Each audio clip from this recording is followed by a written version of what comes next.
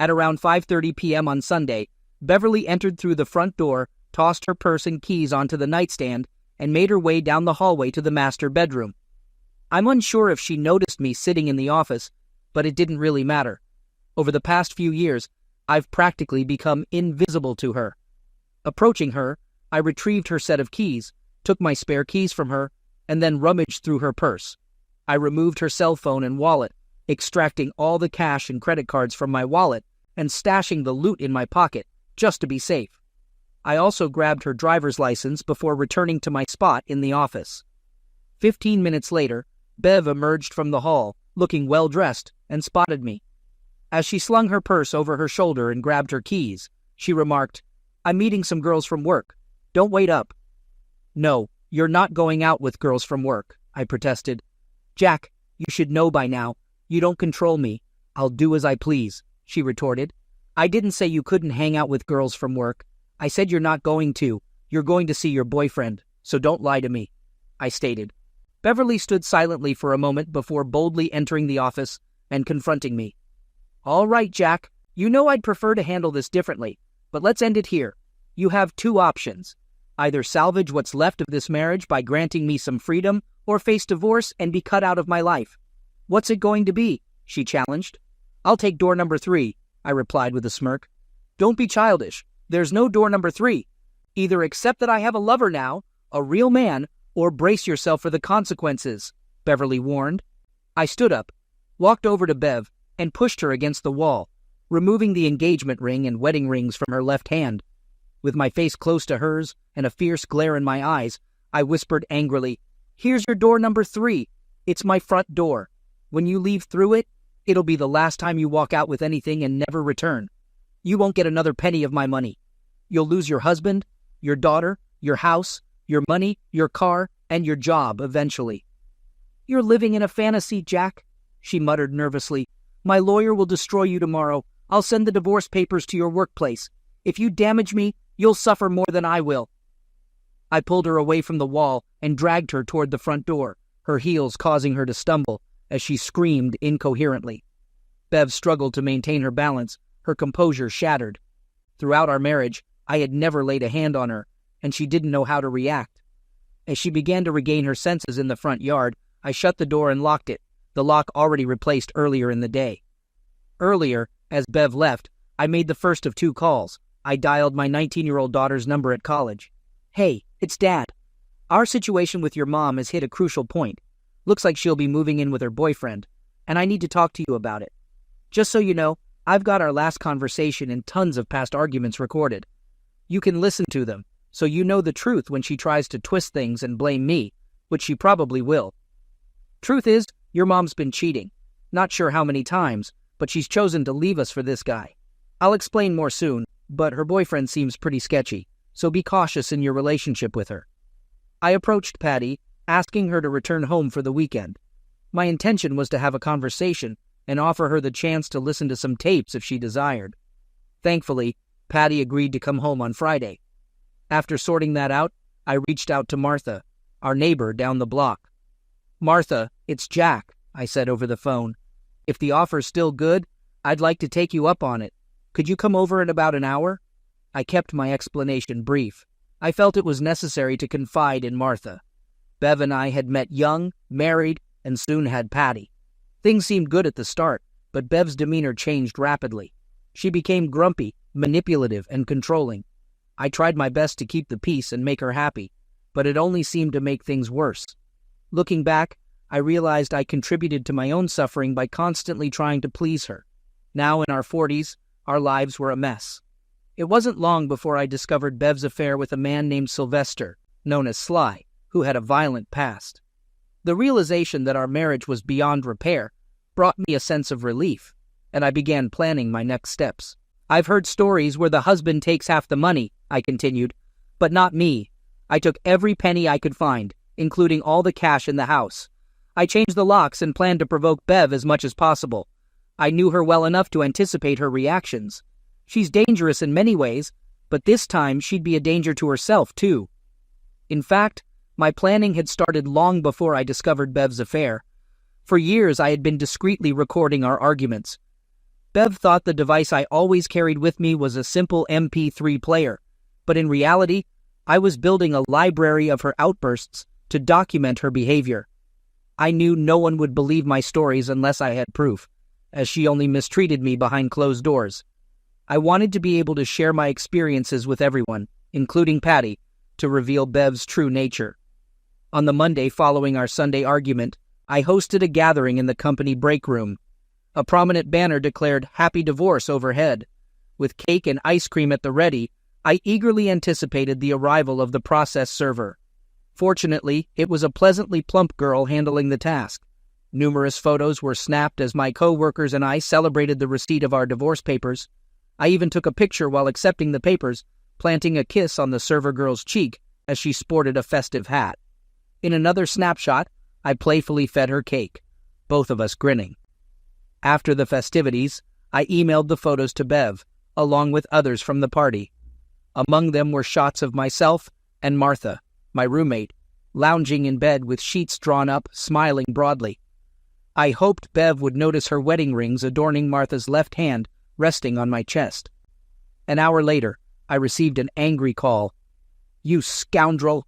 My lawyer will tear you apart after seeing these photos. What a foolish move." "Hardly, Bev. There's nothing inappropriate in these images. No nudity, just pranks between neighbors. Just light-hearted pictures," I countered. "We'll address this later, Jack. I'll swing by the house this evening to retrieve some belongings. It might be best if you're not there. If I'm absent, you won't gain entry. All locks have been changed. If you need anything, be there well before 6:45. Martha and I have plans at 7 o'clock, and I'd rather not be late." Last night marked the most satisfying closeness I've experienced, and tonight promises to be even better. With that, I ended the call and ignored her subsequent 5 attempts. While I haven't answered all her calls since, I have listened to every message. Unlike other men in similar situations, there was a good chance Bev might slip up or accidentally reveal a secret in her angry messages. And indeed, she did divulge herself several times in the following weeks. At 4:30 that day, I drove to Bev's workplace parking lot, aiming to arrive before the evening rush. Confirming the absence of security cameras, what I had to do would be swift. Pulling up beside Bev's car, I circled around her, using wire cutters to sever the valve stems on all her tires. Oh, she'd certainly be enraged. And there'd be no fixing them in time to make it home by 6:45. However, it was around 6:35 when she appeared. Evidently, she'd been out with someone, desperate to return home. Having seen receipts for clothing she hadn't brought home, I knew she must have had plenty stashed at her lover's. She must have wanted something else. Slipping out the back door, I hurried to Martha's house, leaving Bev pounding on the front door and shouting. Upon my return that evening, I found my front window shattered, blood splattered around it. After reviewing the porch security footage, I called the police. The video depicted Bev smashing the window with a tire iron, her threats to harm me echoing clear. Unfortunately for her, the lock I'd installed required a key from both sides. As she recoiled, she sliced her forearm deeply, inciting more screams and threats. I promptly reported the incident, and an officer guided me through filing a restraining order. The next morning, Bev was served with papers forbidding her from coming within 500 feet of me or our home. To say she was livid would be an understatement. "What in the world are you doing, idiot?" kicked off her next call, filled with fury and renewed threats. I meticulously recorded the entire conversation. A few hours later, after she had calmed down a bit, she called again. This time, she mentioned sending her friend Lindsay to retrieve some of her belongings that evening. What could she be so desperate to retrieve from the house, I wondered. Suspicions brewing, I agreed to meet Lindsay at 5:30 p.m. on Tuesday. To prepare, I left work a bit early to set up a video camera in my bedroom, with a monitor discreetly installed in my office. Lindsay arrived promptly, and I greeted her warmly. While she packed some clothes into 2 black plastic trash bags, I sat on the bed, observing. Lindsay looked at me nervously, and then requested water from the kitchen. I smiled and left. Upon glancing at the monitor, I noticed Lindsay pulling a shoebox from her closet and placing it into a bag nearby. She then resumed selecting clothes. Upon her return with water, I observed her continuing to pack. She declared that it should suffice, and requested me to take one bag while she took the other, noting that the one she held seemed heavier. I offered to assist Lindsay, but she declined, insisting she was fine and asking me to grab another bag. As she began to fidget and move towards the door with her package, I questioned if there was anything in the package I should be aware of. I grasped her wrist and opened the package, to which she responded anxiously, explaining that it contained clothes and items that Bev needed. Realizing her lie, I confronted Lindsay about the odor emanating from the box, and upon opening it, I found stacks of worn $50 and $100 bills. Accusing her of attempting to steal from me, I rose to my feet and escorted her towards the exit and down the hallway. Lindsay claimed that the money belonged to Bev and that she was merely sent to collect it, denying any intention of theft. However, I pointed out that she came to my house supposedly for clothes, but was leaving with a box of money, which, in my view, constituted theft. Threatening to call the police, I insisted that she prepare to be arrested for robbery. In response, Lindsay pleaded with me not to involve the authorities, citing her children and husband. I seated her on the couch and expressed my disappointment, stating that she would never be welcome in my house again. Despite her protests and tears, I made it clear that if she wished to make amends for her wrongdoing, she had only one chance. You'll leave this house and inform Bev that I caught you stealing. Then you'll report everything you hear or see to me, especially regarding our divorce or her relationship with Sly.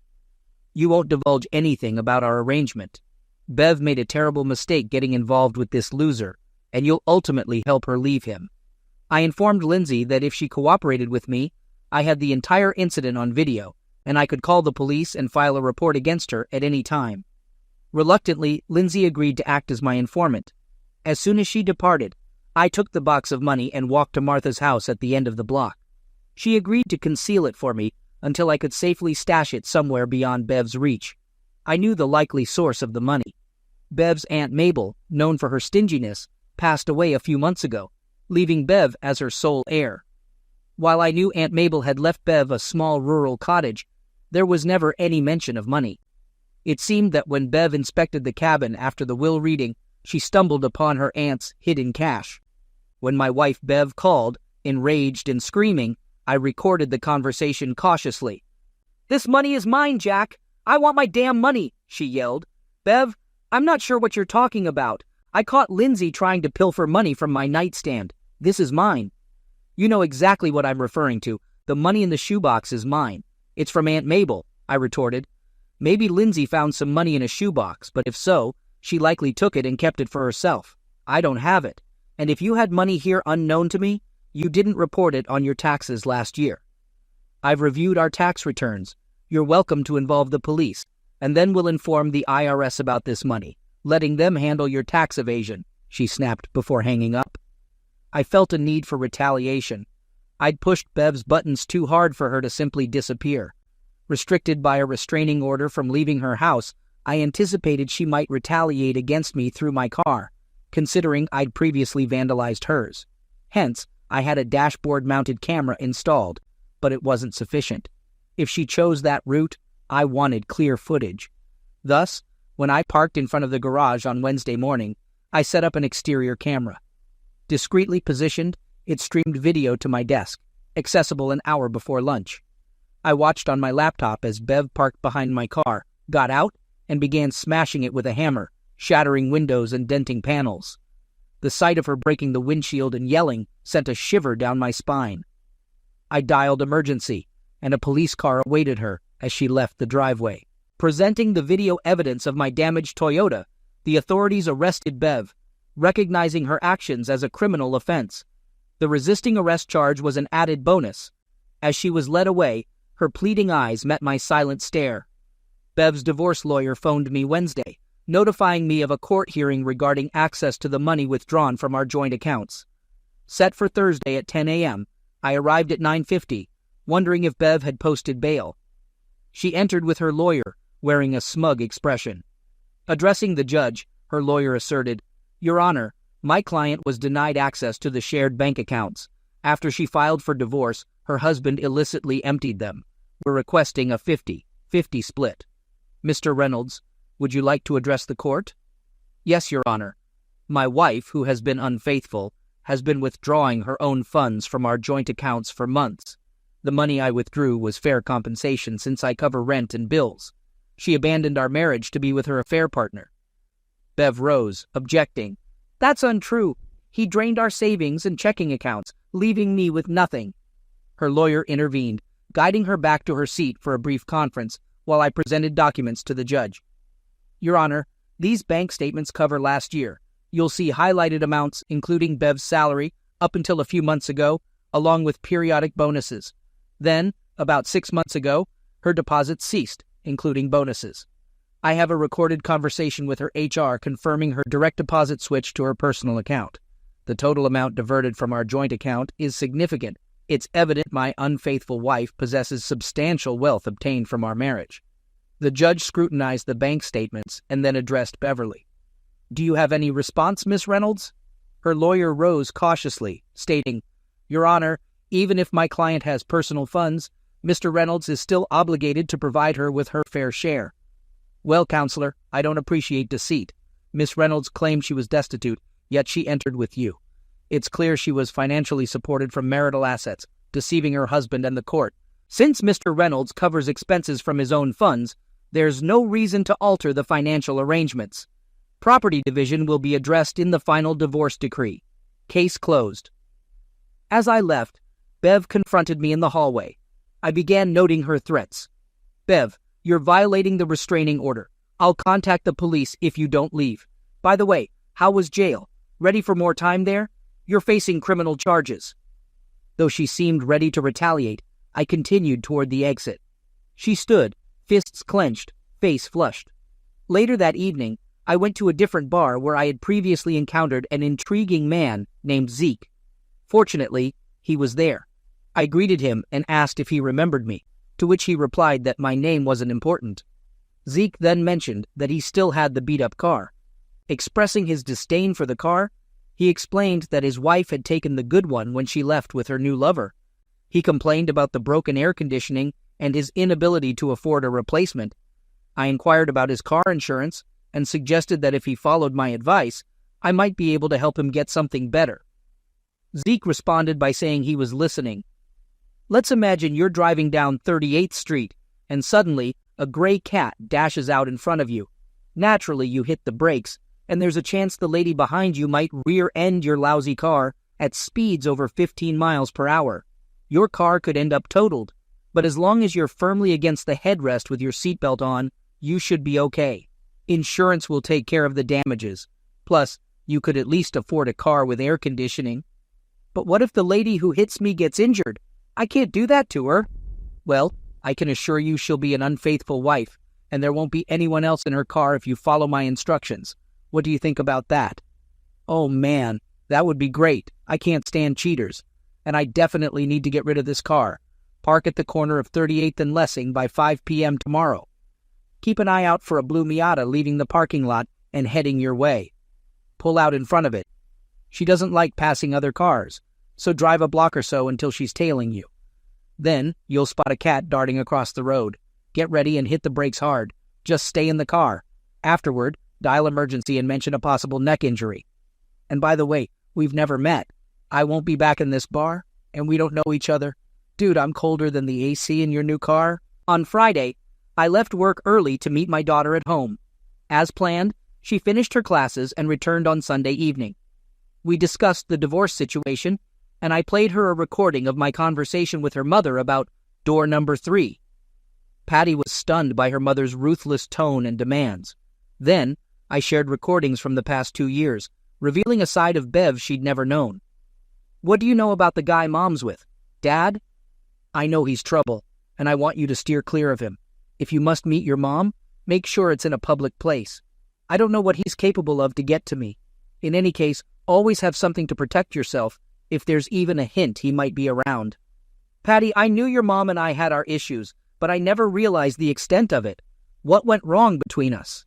This was a question I had anticipated, so I proceeded to offer a condensed version of my viewpoint to Patty. I explained to her that her mother and I had fundamentally different perspectives on marriage. After reflecting on the matter, I conveyed to Patty that I had identified 4 main ways power could be distributed in a relationship. There are instances when neither party takes the lead, resulting in a situation where everything drifts aimlessly like a ship without a rudder. Alternatively, both partners may assume responsibility, leading to constant battles over dominance, or a division of control over different aspects of the relationship. Some couples might even share responsibility equally, which was my expectation going into our relationship. However, things didn't pan out as expected. Another scenario arises when the man assumes full control. While such an arrangement may function under specific circumstances, modern perceptions often view such paternalistic relationships as oppressive to women. Yet, if a man wholeheartedly devotes himself to his wife, it can resemble a fairy tale romance, offering a fulfilling life to a wife with the right temperament, free from the burden of difficult decisions. Alternatively, it could mirror your maternal grandparents' dynamic, where your grandmother was passive and your grandfather was dominant and at times harsh. Your mother likely grew up witnessing this and expected a similar power dynamic in our relationship. Consequently, when I attempted to share equal footing with her, she perceived it as a sign of weakness on my part, leading to increasing disrespect despite my efforts to please her. This leads me to the final scenario, a relationship where the wife dominates. It seems your mom opted to take charge. When I failed to meet her standards of a good person, she turned cruel. She dictated which projects should be completed and insisted they meet her standards. Countless times, she initiated family projects only to micromanage every detail, leaving many unfinished because I couldn't tolerate feeling emasculated in my own home. She even instructed me on how to hold tools while working, making it unbearable. In such cases, when the wife dominates, it goes against human nature. I don't comprehend how this dynamic can function. While a husband may remain loving and affectionate, the wife loses respect for him as she exerts control. I believe this dynamic has manifested in our relationship. As I began to resist, Beverly perceived it as a lack of responsibility on my part. By then, she already viewed me as weak. When I refused to be bossed around, she saw me as a rebellious child. I doubt I'll ever regain her respect. This divorce may be my final opportunity to earn it back.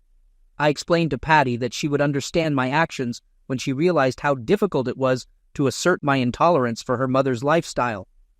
I advised her that when making significant decisions in her future relationships, such as starting a family or choosing careers and homes, it was crucial for mutual respect to prevail. I emphasized the importance of both Patty and her partner understanding what to expect to avoid the unhappy situation Beverly and I found ourselves in. In response, Patty assured me that she would keep my advice in mind and promised to consider it. Shortly after, the phone rang. "Mr. Reynolds, this is Memorial Hospital. Your wife was in a car accident. She's stable and not severely injured, but she'll be with us, at least for the night." Patty and I drove to the hospital, and I allowed her to enter the room first. She didn't stay long, and afterward, I requested to speak with Bev alone. When she emerged, wearing a gloomy expression, I suspected Patty had spoken harshly to her. "God, you look terrible, Bev," I remarked with a slight grin. "What a dreadful week, huh? First, you lose your marriage, husband, and home.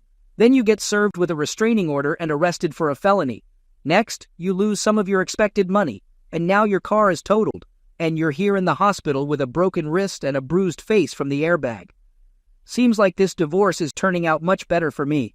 "Freak you," she retorted.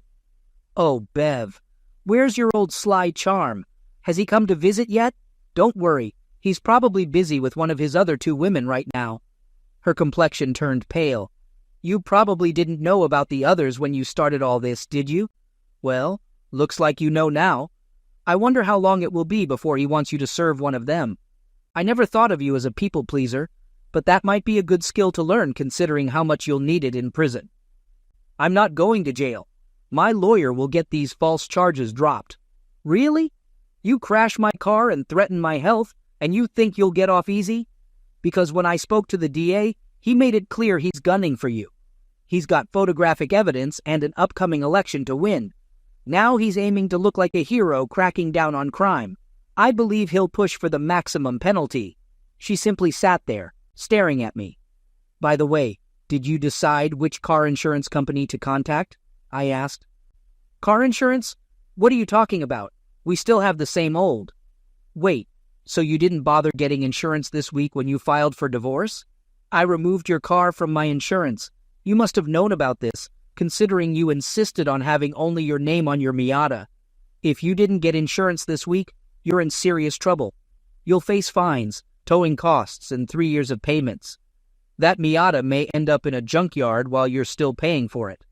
And since you won't have a job after your felony conviction, you may not need another car. Plus, you'll likely have to cover the medical bills for the guy you hit, and his insurance company will demand payment for the damages. Damn it. But at least you have your own medical insurance, right? I'm on yours. No, I removed you from my health insurance on Monday. Didn't you take care of that too? Baby, you're in big trouble. The ambulance ride, ER visit, x-rays, doctor's fees, cast for your arm, hospital stay, and follow-up care will cost thousands and thousands of dollars. Hey, speaking of medicine, the other day, I was reminiscing about when you fell ill a couple of years back. Remember? I took a week off to care for you. I held your head while you were vomiting and cleaned up everything afterward. When you couldn't make it to the bathroom in time, I called the doctor and went to the pharmacy to get you medicine.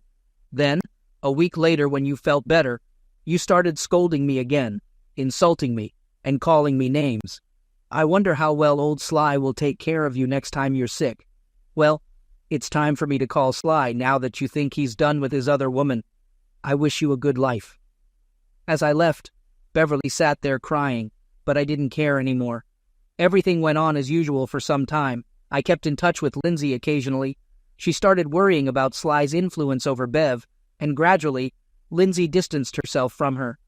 Then one evening, as I returned home and headed to my front door, I was attacked on the lawn. I was cautious about possible attacks, but I didn't see this one coming. A guy wearing a ski mask knocked the wind out of me, twisted my arm behind my back, and demanded I give him the box of money and tell the DA to drop the charges. I felt helpless, but still had the car alarm remote in my hand. I pressed the panic button, setting off the alarm. Sly got furious, hit me again, and then ran off quickly as the neighbor's porch lights turned on and people started looking out. I yelled for someone to call emergency, and a police officer arrived a few minutes later. I wasn't injured enough for an ambulance, and Sly was long gone. None of my neighbors could identify him, so he escaped punishment for the attack. An even bigger shock came when I told my daughter about it the next day. Dad, I didn't want to tell you, but I also had an encounter with Sly. Mom called me to talk. I agreed, but insisted we meet away from his apartment. She asked me to pick her up, but when I arrived, she sat me down on their couch. Then Sly came out and talked to me. He said since Mom wasn't coping well with her injuries in bed, I would have to tend to his needs. He claimed she owed him, and I would have to pay for it. I looked at my mother, and she just stared at the floor without saying anything. Sly told me to make her comply. Mom looked at me and pleaded, saying, "Please, baby, stay with him. It won't be that bad, and I really need you to do this for me." He then approached me, grabbed my wrist, and tried to force me to stand up, saying we were going to the bedroom. With my right hand on the pepper spray in my purse, I sprayed it in his face when he pulled me away. He screamed, grabbed his face, and I grabbed my purse, attempting to pull my mother out the door, but she resisted and went toward him. I yelled at her to come with me, but she chose to assist him in the bathroom, so I left. I can't believe my own mom tried to set me up with that idiot. I don't know if I can ever forgive her for this. I was boiling with anger, like any father in my situation. Contemplating my Beretta in the bedroom, I almost reached for it. After a while, my daughter reassured me, confirming she wasn't damaged, and advised me to consider the future. I made Patty promise not to walk alone until after the trial and always to have protection with her. She agreed to only date fellow students and never be alone in public. Gradually, I regained my composure. Sly urged me to talk to the DA, but he didn't anticipate the conversation I had. I presented a recording of my daughter discussing Sly and reminded him of Sly's attack on me. The DA inquired if I'd consider leniency toward Bev or dropping the charges. Absolutely not. I insisted on seeking the maximum penalty. Bev is under the control of this manipulative person, and separating them is the only way to help her. A stint in prison might straighten her out. The district attorney agreed, and the trial proceeded. I felt fairly confident at home and work, but there were moments of vulnerability, especially when entering or leaving the garage. However, I was cautious during my commute. Our house sits about 10 miles down the ranch road, with only one turnoff in the next 15 miles. I was well aware of other potential danger zones. During the long drive home, I always had my Beretta with me. One evening, a few days before Bev's trial, I noticed headlights of a pickup truck behind me about 2 miles from home, sending shivers down my spine.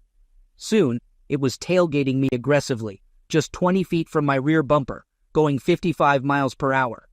I called emergency on my phone and activated the voice recorder. As I accelerated to 70 miles per hour, the pickup kept pace.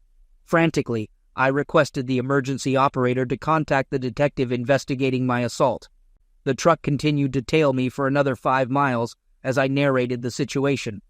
With the pistol lying next to me, I prepared for potential danger.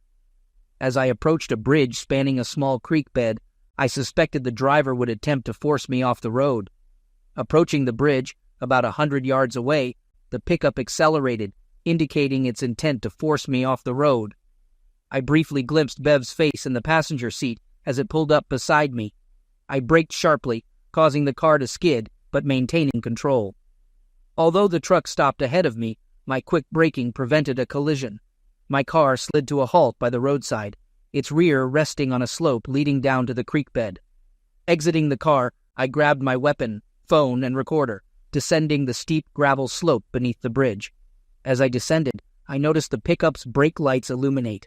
Navigating in the darkness, I cautiously felt my way under the bridge. Despite the risk of encountering a rattlesnake, I was more concerned about other dangers. Breathing heavily, I sought a secure hiding spot, eventually stopping and tilting the Beretta. I waited anxiously, but heard nothing for a while. Cell phone contact with emergency was lost. Attempting to redial in the dark proved futile due to poor signal reception. I was stuck, uncertain if help was on the way. At least the ominous growl of the pickup truck overhead was absent. I resolved to remain stationary, prepared to spend the night there if necessary. It felt like an eternity, but it was probably only 5 or 10 minutes before I heard a siren in the distance, approaching from the same direction as me. Realizing they were far behind, I began walking up the hill, leaving the Beretta under the bridge. Raising my hands as I approached the road, I implored the arriving police not to shoot. Observing 2 cars parked across the road, blocking both lanes, I heard sirens from the other side and saw a pickup truck heading back to the bridge.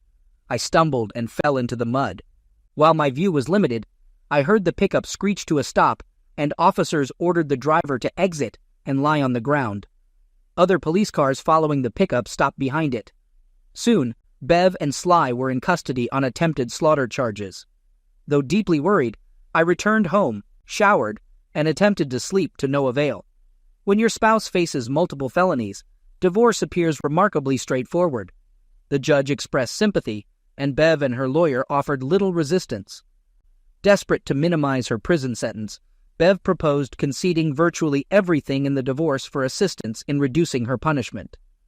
During the sentencing hearing, I testified to Bev's prior virtues before falling under Sly's influence. I expressed a willingness to forgive her over time for attempting to end my life. Omitting her likely infidelity and years of torment, I could not interpret her facial expression in court, nor did I speak to her directly. Ultimately, Sly received a lengthy prison sentence. I hope he shares a cell with a burly inmate named Bubba, who finds him particularly appealing. The judge showed more leniency towards Bev, but she won't be eligible for parole for at least 3 years. So it's been approximately 4 years since Bev was incarcerated. The DA's office informed me that she was granted parole about a year ago. I kept waiting to hear from her, knowing she's not in contact with Patty. Revenge seemed promising, but it didn't live up to expectations. I found myself unable to stop dwelling on everything that had unfolded. So, unexpectedly, I reached out to my ex-wife. Bev, this is Jack. I have something of yours, and I want it back. I phoned the rehab center where Bev resided now. For a few moments, there was no response. Beverly, I want to give you a shoebox. Can you hear me? Can we arrange to meet so I can return it to you? I thought she might hang up, but finally she responded, Where? When? I don't care. We agreed to meet at a neutral location, like a restaurant, or she could come to my house. I suggested Sunday. Are you free on Sunday? After a brief silence, she replied, I'll be there on Sunday. At 2 p.m., the phone rang. How does one prepare to confront their ex-wife, the mother of their child, the woman who attempted to eliminate them, and a convicted felon? I made lemonade and cookies. When Bev arrived, neither of us attempted to shake hands or hug. We exchanged greetings, and I motioned for her to enter the office. Her hair was much shorter than before, and her eyes were stern. She wasn't wearing much, if any, makeup now. At 50 years old, she looked 65. There were drinks, cookies, and a shoebox on the coffee table. She sat down opposite the sofa, and I offered her soft drinks, which she refused. Did she really suspect that I would try to poison her? Well, if you don't want lemonade and cookies, then I suppose all you need is the shoebox and whatever else we have to say to each other. What's the catch, Jack? What do you want instead? Is there anything left? She remained very suspicious. There's no trick, Bev. It's all there, except for a few thousand that I contributed with an equal amount of my own money and gave to Patty as a down payment for her house when she got married. If you wish, she can start returning your share at your convenience. I simply gave her my portion. I could see from Bev's expression that she didn't know Patty was married. Patty has been married for 2 years, and you're already a grandmother. I sensed the tension in her eyes as she struggled with her emotions. The little girl's name is Shannon Beverly Evans. Shannon is the name of her other grandmother. Bev's eyes filled with tears despite her best efforts. Bev, I know you haven't spoken to Patty in a while. There must be a way for you to reconnect. If you want, I can facilitate that. Beverly nodded, tears now streaming down her cheeks. I reached for the box of tissues I had placed on the coffee table. I'll give you the abridged version of our story if you're not ready to leave just yet, I said gently. She wiped tears from her cheek and tried to compose herself. Patty found a great guy named Stan Evans. He's into computers and networks. They seem to click really well. She's a fantastic mom, and they're deeply devoted to each other. Martha and I didn't last long. She's too young for me, and she just needed me temporarily until she could get her life back on track. She found someone else and moved on. I date occasionally, but I end things if it gets too serious. I'm better off solo. I'll stick to being single. There was silence for a while. I'm going to share some thoughts, mainly for my own benefit, but maybe you can glean something useful from them too. I hope so. I couldn't wait to see you in prison. I loathed you and wished you dead many times, but when they locked you up, my feelings started to shift. I found I couldn't revel in my victory anymore, so I let go of my hatred for you, even though you never asked for it. I forgave you because I know you're not entirely to blame. I couldn't understand you until it was too late, and we stopped communicating. We were just bickering. Beverly composed herself and looked up from the floor. She gave me a lost look but remained silent. That's the truth, succinctly and plainly. If you have nothing more to say, and if you're not hungry, I won't keep you any longer. You probably have important things to attend to. She stood up and took the box as she headed toward the front door. For the first time since I pushed her away all those years ago, I called out to her, Beverly, it doesn't matter now, and you don't have to answer if you don't want to, but I'm curious. Throughout our time together, especially on that last day you were here, it was clear that you saw me as weak. Do you still think I'm a pushover, Bev? She paused with her hand on the doorknob and glanced back at me. She expressed her feelings bitterly, stating that she hated me and believed I had been cruel, asserting that I had ruined her life. After a moment of pause, she added that she didn't consider me to be a pushover. Following this statement, she disappeared from my life permanently.